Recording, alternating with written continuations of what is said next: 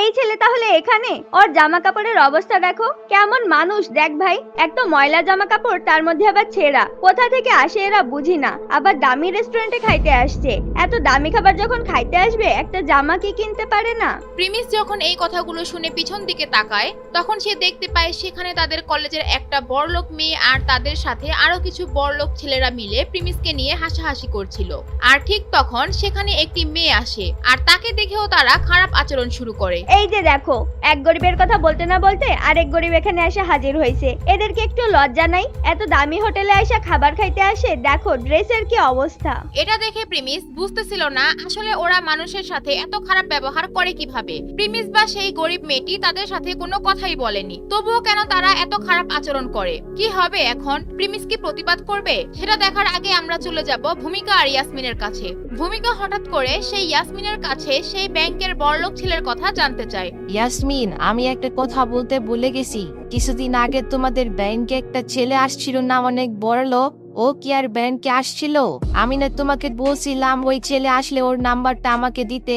হ্যাঁ হ্যাঁ ঠিক আছে, কিন্তু তুমি ওর নাম্বার দিয়ে কি করবা? ইয়াসমিন তখনই বুঝে যায় তার বোন ভূমিকা প্রিমিসের পিছনে পড়তে চায়, কিন্তু সে তো আর জানে না তার বোন ইয়াসমিন আরো 2 কদম আগে চলছে।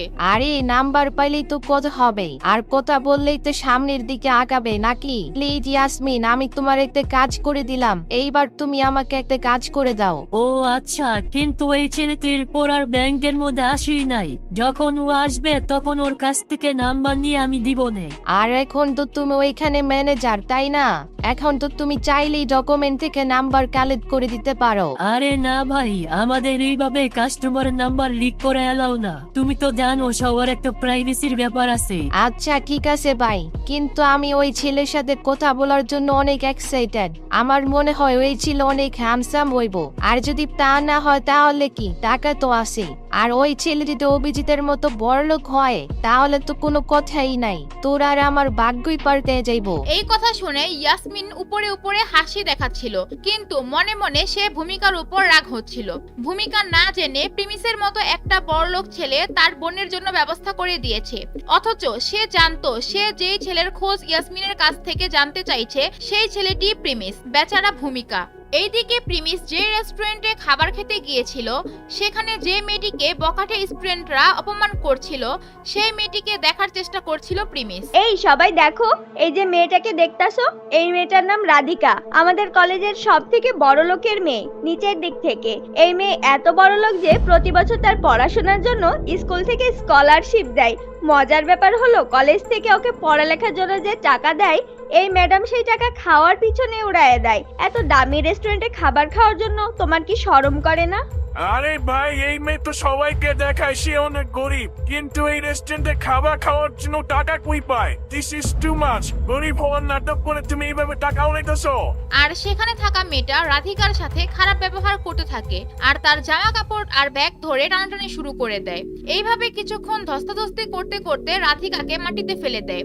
আর এইবার প্রিমিস প্রথমবার রাধিকার চেহারা দেখতে পায়। রাধিকার এই অবস্থা দেখে কলেজের বদমাশ পোলাপানগুলা খুব মজা পাচ্ছিল। প্রিমিস দূর থেকে দাঁড়িয়ে এগুলো দেখছিল, কিন্তু কিছু বলতে পারছিল না। কিছুক্ষণ পর রাধিকা সেখান থেকে উঠে একটা টেবিলে গিয়ে বসে, আর তখন একজন ওয়েটার এসে তাকে জিজ্ঞেস করে, এই যে ম্যাম, আপনি কি কিছু অর্ডার করেছেন নাকি করবেন? না, আমি অর্ডার করিনি, তবে আমাকে একটা বার্গার আর একটা লাচ্ছি প্যাকেট করে দেন, আমি পার্সেল নিয়ে যাব।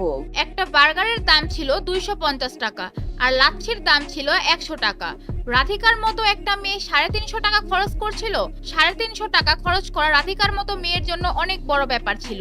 যখনই রাধিকার অর্ডার সেই বড়লোক মেয়েরা শুনছিল, তারা সাথে সাথে রেগে যায়। আবার এত টাকা খরচ করতেছে একবেলা খাওয়ার জন্য?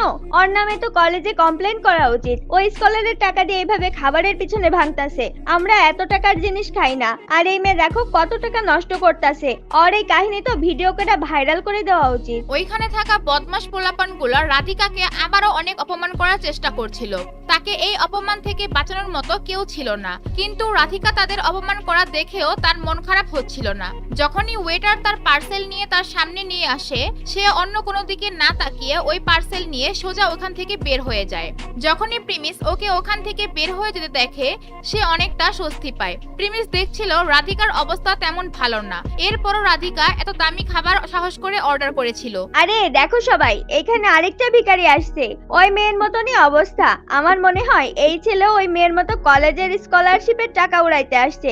এই দুজনের দেখা তো মনে হয় না এরা দুজন কাপড়। প্রিমিস দেখলো এইবার সেই বদমাস ছেলে মেয়েগুলো প্রিমিসের দিকে নজর দিয়েছে। তারা রাধিকার সাথে যে খারাপ ব্যবহার করেছে সেটা দেখে প্রিমিস ওদের সাথে আর কোনো জবাব দিতে চাচ্ছে না। প্রিমিস কোনো অর্ডার এখনো দেয়নি, তাই সে আর অর্ডার না করে সেখান থেকে বের হয়ে যায়। যখন প্রিমিস রেস্টুরেন্ট থেকে বের হয় তখন সে দেখে রাধিকা তার সামনেই আছে।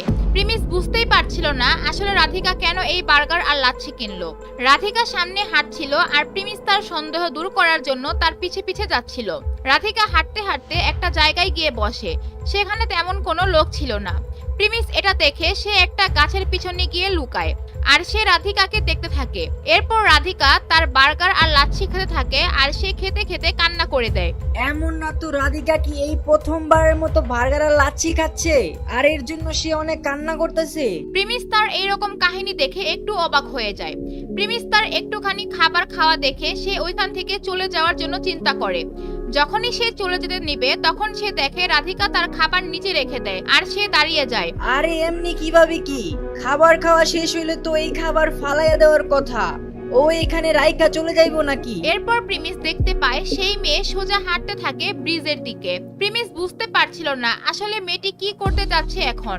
হঠাৎ প্রিমিসের মনে হলো মেয়েটি আবার আত্মহত্যা করতে যাচ্ছে না তো আবার। প্রিমিস এইটা ভাবার সাথে সাথে রাধিকা সেই ব্রিজ থেকে লাফ দেয়।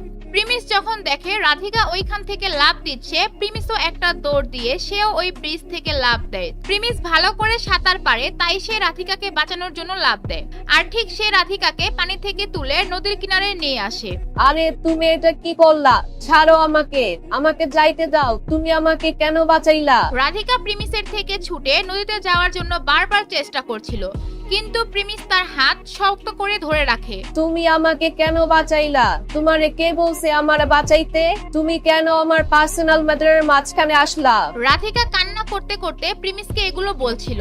তার সারা কাপড় পানিতে ভিজে গিয়েছে আর সে কান্নাও করছে। এটা দেখে প্রিমিসের তার প্রতি অনেক দয়া হয়। আরে আমি তোমাকে কেন বাঁচাইলাম? প্রিমিস নদীতে ঝাঁপ দিয়ে তাকে বাঁচাতে গিয়ে অনেক হাঁপিয়ে গিয়েছে, কিন্তু প্রিমিস একটা জিনিস বুঝতে পারছিল না আসলে রাধিকা এগুলো কেন করছিল। কিন্তু তারপরও তখন তার মাথায় শুধু এইটা কাজ করছিল, একটা মানুষকে এইভাবে চোখের সামনে তো আর মরতে দেওয়া যায় না। এখন কি হবে? সামনে কি রাধিকা প্রিমিসের সাথে খারাপ ব্যবহার করবে? আর কে এই রাধিকা? তার আসল পরিচয় কি? কেন সে আত্মহত্যা করতে যাচ্ছিল? সেটা নেক্সট পর্বে দেখতে পাবেন। আর সেটা যদি সবার আগে দেখতে চান তাহলে দিবস গেমিং এর ইউটিউব চ্যানেলটি সাবস্ক্রাইব করে নোটিফিকেশন বাটনটি বাজিয়ে রাখেন। আর যারা ফেসবুক থেকে দেখছেন তারা পেজটা ফলো করে ভিডিওটি একটি শেয়ার করে দেন।